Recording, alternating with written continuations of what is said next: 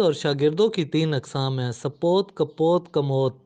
کوشش کریں سپوت کپوت بن جائیں۔ نیک اولاد صدقہ جاریہ ہے۔ اس دور میں انسان بننا کمال ہے۔ دینی مدارس اسلام کی سربلندی کے لیے بہترین کردار ادا کر رہے ہیں۔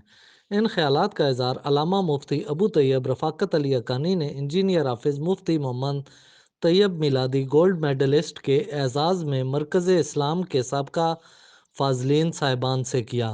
حافظ غضنفر علی، حافظ شکیل اختر قادری، قاری محمد عمران حقانی، حافظ محمد عرفان، حافظ محمد الیاس الحسنی، حافظ محمد داؤد حقانی، حافظ نور زمان حقانی، حافظ محمد داؤد رضوی پنڈی گیب، حافظ محمد کامران حقانی، حافظ عبدالرشید چشتی، صاحبزادہ محمد اسرار ہاشمی چھپر شریف، حافظ واجد علی حقانی، حافظ محمد صغیر قادری، حافظ فرمان الہی، حافظ محمد وسیم نذیر نے جامعہ حقانیہ ظاہر العلوم اٹک کینٹ کی خدمات کو سراہا اور کہا کہ 20 سالہ پرانی یادیں تازہ ہو گئی ہیں۔